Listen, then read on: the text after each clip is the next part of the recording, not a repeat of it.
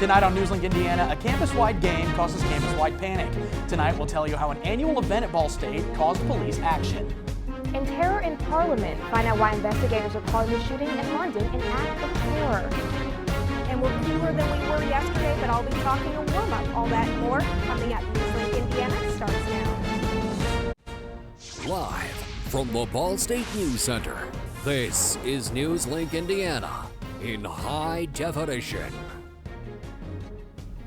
Good evening and welcome to NewsLink Indiana. I'm Tony Sandlaven. And I'm Brittany Erman. Thanks for joining us. We begin tonight with an incident that took place right here on Ball State's campus. That's right, Brittany. Joining us now at the desk to tell us a little bit more about all the confusion is NewsLink Indiana's Sarah Lehman. Sarah, good evening. Good evening.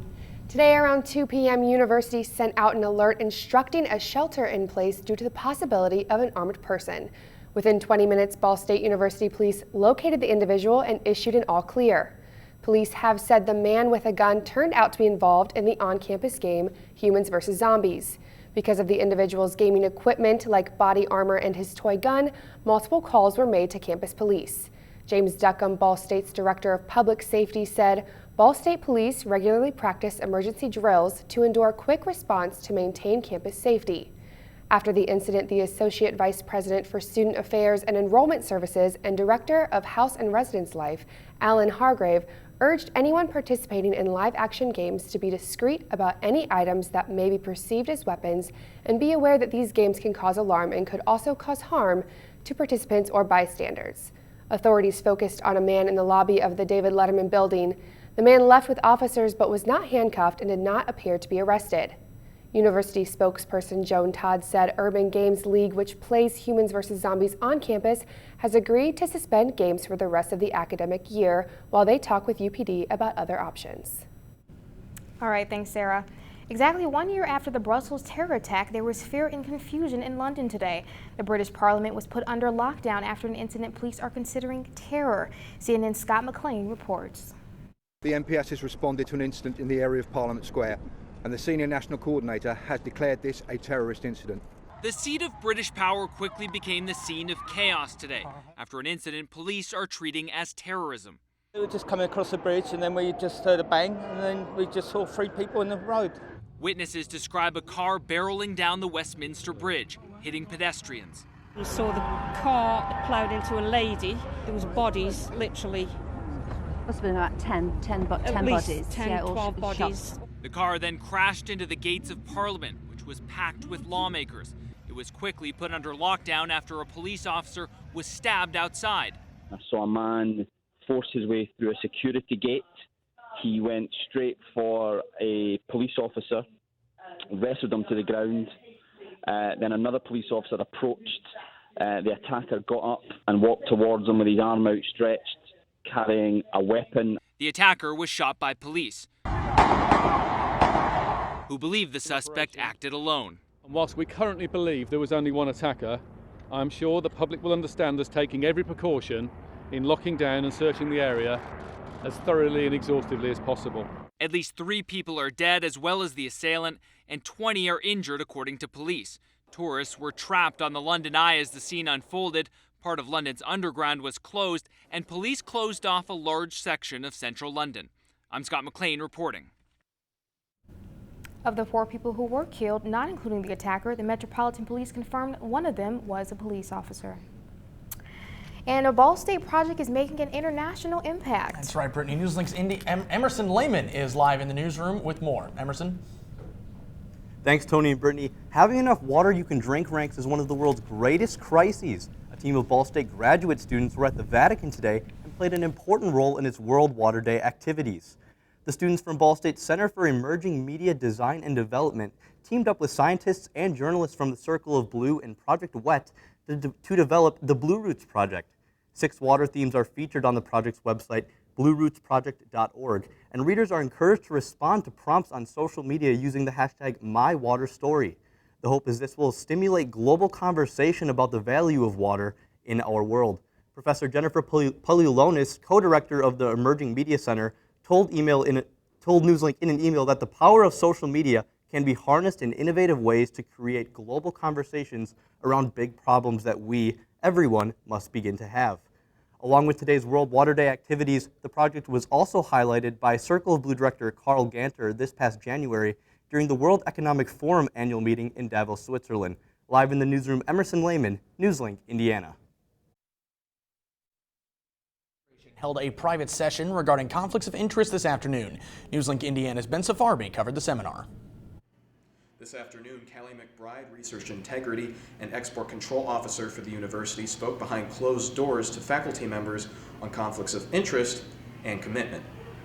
McBride spoke on how the meeting was designed to help faculty avoid financial trouble. Everybody can make sure that it's ethical, everyone's on the same page, and that's really what most of my job is facilitating conversations to make sure that everybody is on board and the quality of our institution is not compromised.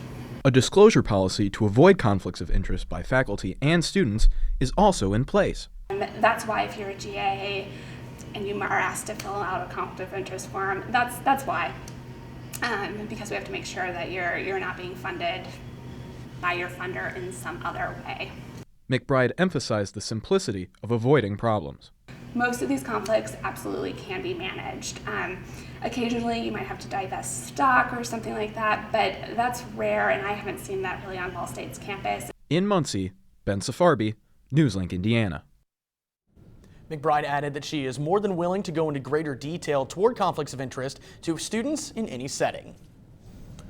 Well, one Muncie woman is trying to bring a little cheer to an assisted living community every week. That's right, Tony. NewsLink Indiana's Demi Johnson visited her today to see how she's giving back.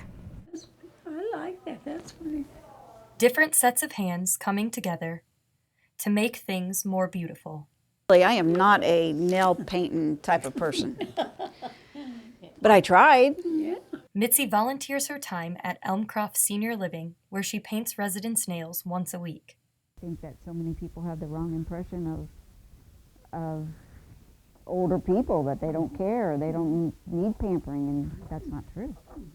I think those are really pretty. And it looks like her friend June agrees. Mitzi says what she's doing is about more than nail polish. It's about spending one-on-one time with her residents. The favorite part is I get to spend one-on-one time with them, and I think it's important that a lot of times in the healthcare world that you forget that the person still needs some one-on-one touch and love. She says she thinks patients with dementia, like June, benefit from spending a little one-on-one time with her each week. A lot of times things are just rushed, and we don't rush this, do we? Mitzi says, along with the pampering, it gives the two a chance to learn a little bit more about each other. Smells and your pretty flowers. She was a gardener. And it seems that's one thing June still holds on to. In Muncie, Demi Johnson, NewsLink, Indiana. Boy, what a really cool story. So well, cute. Speaking of cool, it was exactly that outside today. Very, very chilly. Temperatures are pretty low. Hopefully we've got a bit of a warm-up coming up. Absolutely. I mean, we just came into spring, and I think I speak for everyone when I say we're ready for these spring temperatures. So, Kaylee, when are we going to see them? Well, Brittany, I think we're going to be seeing those spring temperatures within the next 24 hours, but we do have to get through a little bit of a cooler evening. Across the state, we're seeing 33 degrees here in Muncie, 36 in Indianapolis, and 35 degrees currently in Terre Haute. Now, we are a little bit cooler than yesterday, so we're seeing about 10 degrees cooler here in Muncie, 11 in Indianapolis, and then we're seeing very warmer temperatures starting to make their way here. So I'll be talking about that warm up. We're going to have some rain showers in the forecast, and when the sun returns. All that and more coming up. All right, thanks, Kaylee. Well, coming up, one iconic Muncie restaurant has been demolished. Find out what city staple is no more. Plus, find out about an incident that occurred at the Delaware County Jail earlier today after the break. Oh! Checking your fantasy league? Nah, just my 401k statement. Nice. Where'd you find the money for that? I've just been saving a little every month. I can't seem to save anything. Well, what about all this? What about the money you're spending? What money? It's gone before I can get my hands on it. I got a pizza for a Todd. Hey, can somebody spot me? When it comes to financial stability, don't get left behind. It's 547. Get tools and tips for saving at feedthepig.org.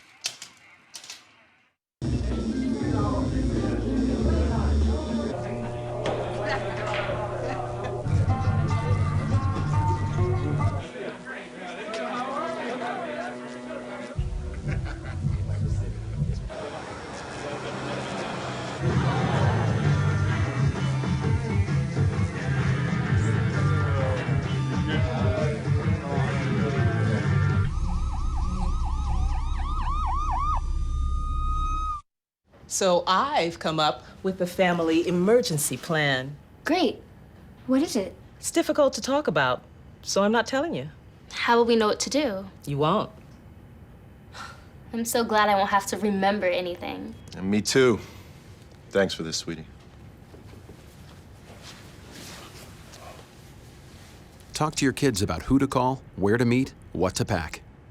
Visit ready.gov/kids for tips and information. So, I just moved in with this family, and it's embarrassing.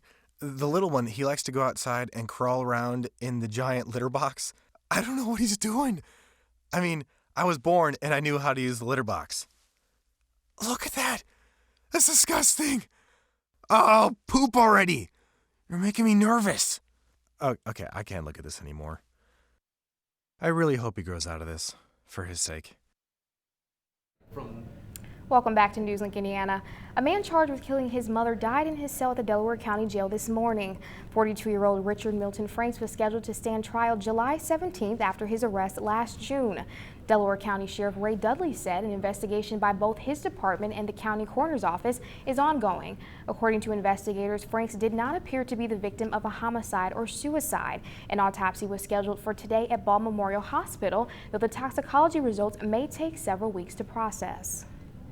A historic Muncie building dating back to the early 1940s has been demolished. The former Skyline restaurant on 2600 block of South Madison Street was a popular eatery and nightlife hub in the 1960s and 70s. Local businessman and entertainer Jimmy Carter acquired the restaurant in 1964, attracting hungry crowds with the promise of live music and alcoholic beverages. The opening of the Muncie Mall in 1970 drew business away from South Madison Street, forcing Skyline to close its doors in 1988. The building sat empty for more than 30 years prior to its demolition this past February.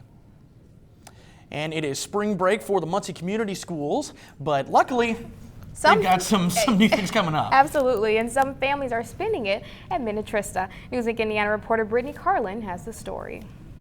Minnetrista puts on an event every spring and fall break for the Muncie Community School Systems. I spoke with Visitor Experience Manager Allison Clark about the event. We just open up the doors to welcome visitors into all the parts of Minnetrista, so we put everything on display that we have available. And then I also invite community partners, so we have a variety of partners from the Delaware County community, and it's really about getting people connected, not just to Minnetrista, but to our neighbors and the cool things they can do other places. One of the community partners at this event was recruitment manager for Girl Scouts of Central Indiana, Susie Box. I'm here today to promote the camp experience for girls in the community, make some connections today with other organizations, try to get us out there, and possibly meet some girls that want to join Girl Scouts. One of the rooms at this event is called the Imagination Playground Room, and Visitor Services Assistant Jamie Grove tells us more. It's this really awesome literal playground that is made out of blocks, so it's a moving playground, essentially, where kids can come in, and the blocks range from, I mean, they're not like small size, they're big enough that they can build a playground that they can play in themselves. If you or your family are trying to find something to do this spring break, feel free to come out to Minnetrista. They have different fun activities, including interactive booths and different things for the entire family to enjoy. In Muncie, I'm Brittany Carlin, NewsLink, Indiana. All right, for more information about Minnetrista, you can call them at 765-282-4848. Now, Kaylee, what can we expect in weather? Well, we have clear conditions right now, but we can expect rain showers in our forecast. I'll let you know when. Stay right there. Your full weather forecast is next. Can you help me with this? My new dad teaches me all kinds of stuff. Sure. He helps me with homework. That would be 3.6795. Thanks. Yep. He helps me with my decision making. I wouldn't use this one. Ever. And he's even teaching me how to drive. And that's why cars have bumpers. I'm learning so much. You don't have to be perfect to be a perfect parent. Thousands of kids in foster care will take you just as you are.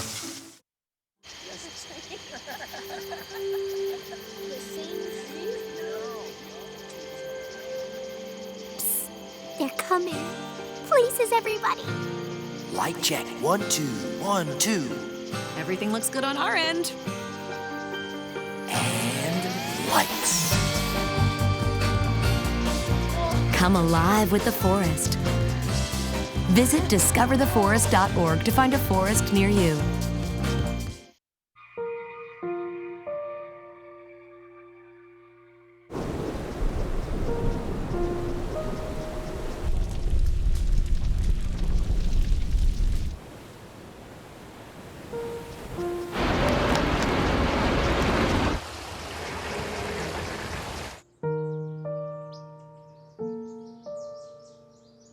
Don't wait. Communicate. Make your emergency plan today.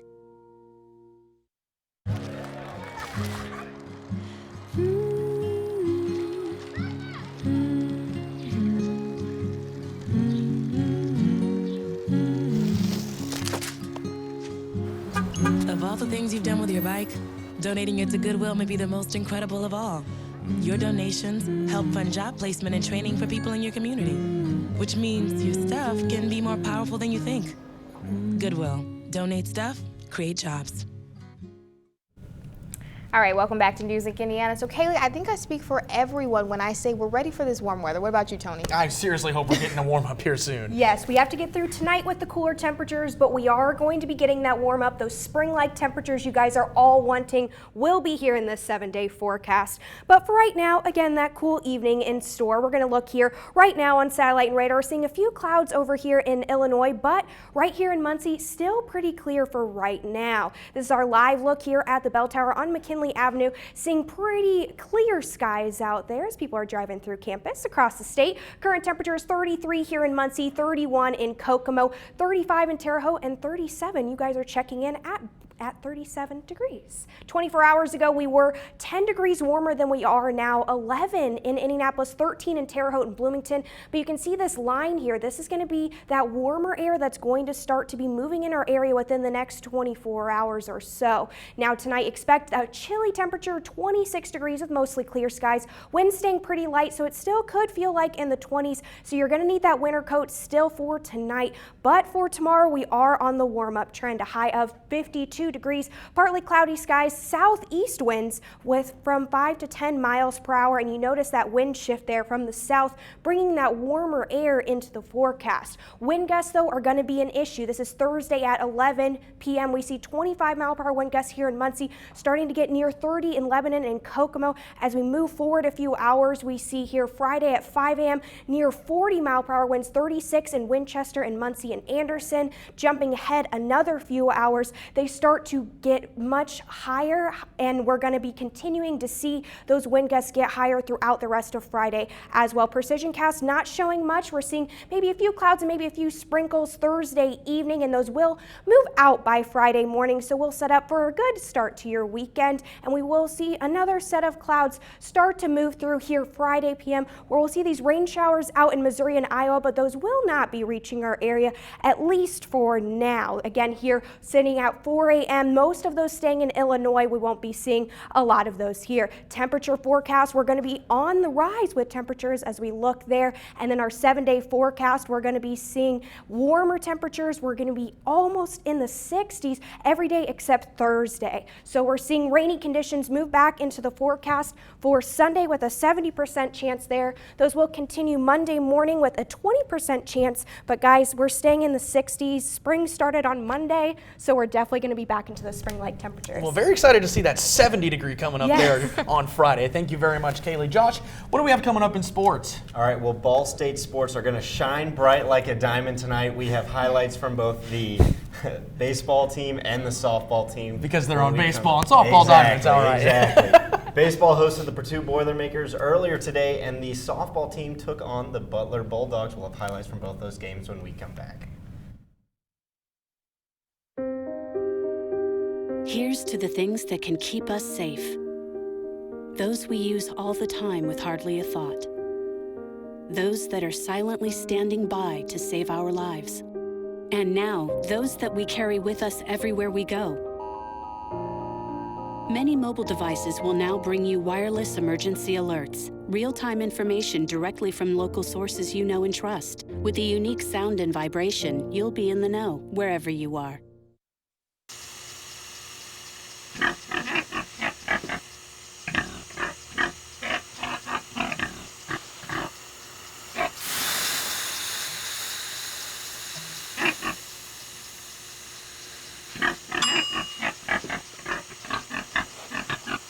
Cook foods to the right temperature using a food thermometer. 3,000 Americans will die from food poisoning this year. Keep your family safer. Check your steps at foodsafety.gov.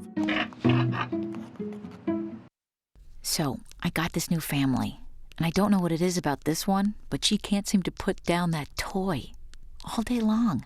Tap, tap, tap, tap. Oh, and she even talks to it.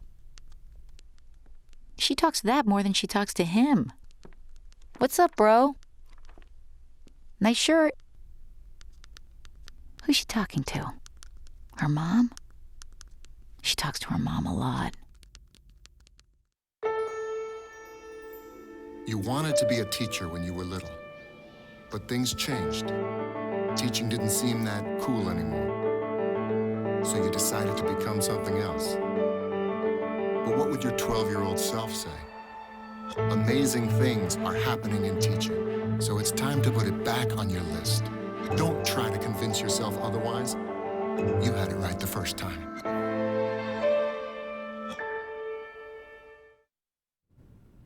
Welcome back to NewsLink Indiana. I'm Josh Shelton with your sports news. Ball State's baseball team took on in-state rival Purdue University in the Cardinals' last non-conference game. Over the last 2 seasons, the Cardinals are 2-2 against the Boilermakers.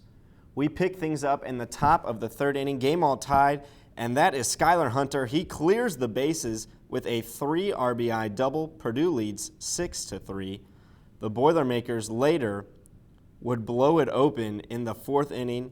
Guess who we're going to see? It's going to be Skylar Hunter again for the Boilermakers as he hits it right up the middle, and that'll be an RBI single. That gave the Boilers a 9-3 lead as the run comes home to score right there, and they put runners on 1st and 2nd. And the Boilers were red hot at the plate all day long. They finished with 21 hits and win by a final of 16-4. Ball State head coach Rich Maloney says it's just one of those days.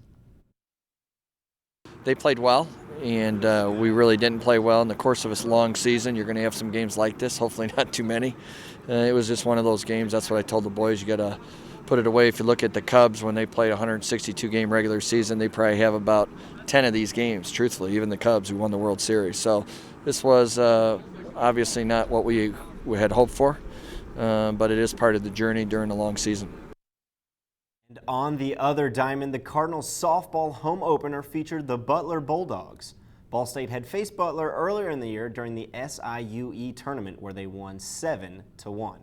The Cardinals had their minds set on sweeping the season series against the visiting Bulldogs. Let's check out those highlights. Picking things up in the bottom of the 3rd, BSU's already up 4-1 when Danae King comes through with a 2 RBI single. That scores Haley Dominique, who slides home safely. Cards up 5-1.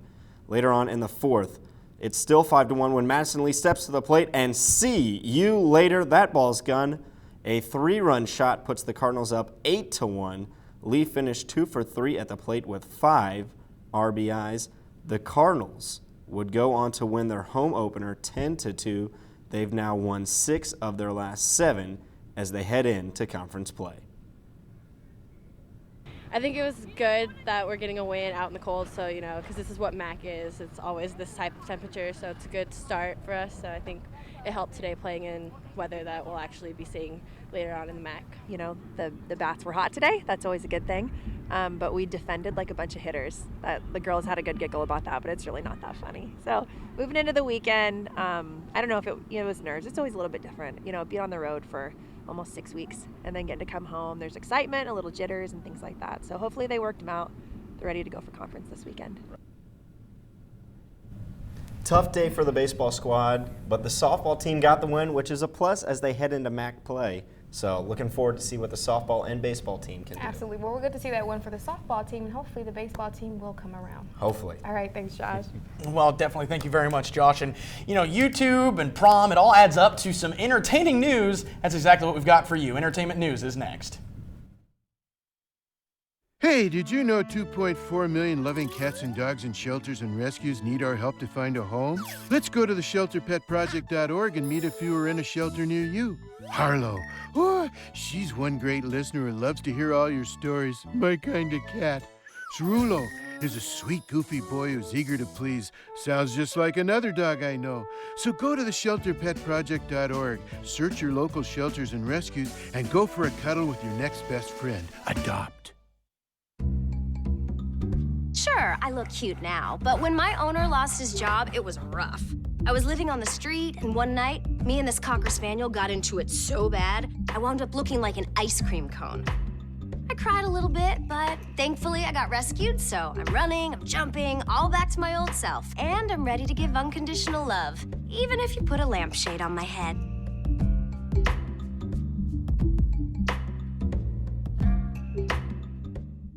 There's one thing you can never have sex without. It's not something you buy. Or something you take. In fact, there's only one way to get it. It has to be given to you, freely. It's consent.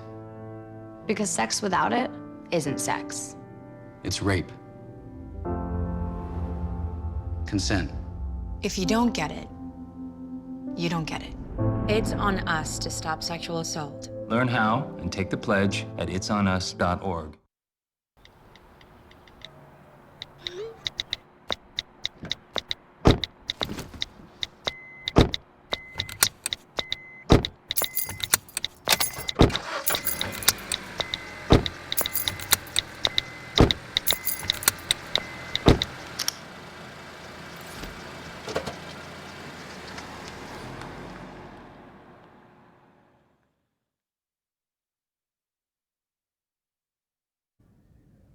What's up, guys? Katie Parker here with everything happening in the entertainment industry today. Well, first up, YouTube will offer more than just videos starting this spring. The video sharing website has announced their newest program called YouTube TV. Launching this spring, YouTube TV costs $35 per month and will offer subscribers channels from major television networks such as Fox, ABC, CBS, and NBC. The starting basic package offers 36 different channels. In addition to the basic package, YouTube TV will also offer additional add-ons such as a cloud-based DVR with unlimited storage. And last up, promposal season is officially underway. With all of these cheesy ways to be asked, one request has caught the eye of people across the nation. According to CBS News, Shaden Weddle, a high school senior from Kansas, has been planning to take a special friend to their prom for months. Carly Whitman, a sophomore at the same high school, has Down syndrome. She had no idea what was in store for her on March 17th. Weddle showed up to Whitman's house wearing a t-shirt with the Doritos logo and a cheesy message on it. The front of his shirt read, "I know I'm not your typical Dorito, but I'm going to be cheesy and ask, will you go to prom with me?" He said he decided on the Doritos theme as the promposal theme because he's known her for 7 years and there has never been a day that he didn't see her eat Doritos. He also added that she absolutely loves them. Weddle plans to make his date's prom experience as special as possible. And that's all I've got for you guys in entertainment tonight. Back to you. What a cute prom proposal. Thanks, Katie. All right, let's take one last look at weather. Well, spring, I think, has officially arrived after tonight. We're still going to be seeing some cooler temperatures. Warm up on the way, 52 degrees for tomorrow, 70 degrees by Friday. That's not a typo, I promise. 60s for Saturday. Rain chances return on Sunday, and those will continue throughout Monday. And we're going to keep that scattered rain chance there for Tuesday and Wednesday because we are back in spring. With warmer temperatures comes those rain chances. So we will continue to see those throughout the next week or so. Well, good to see we're back in spring. Thank you very much, Kaylee. That's all tonight here for NewsLink Indiana. Be sure to watch us tomorrow night at 9 right here on Cardinal Vision or online at ballstatedaily.com. All right, be sure to like us on Facebook and follow us on Twitter. Have a good night.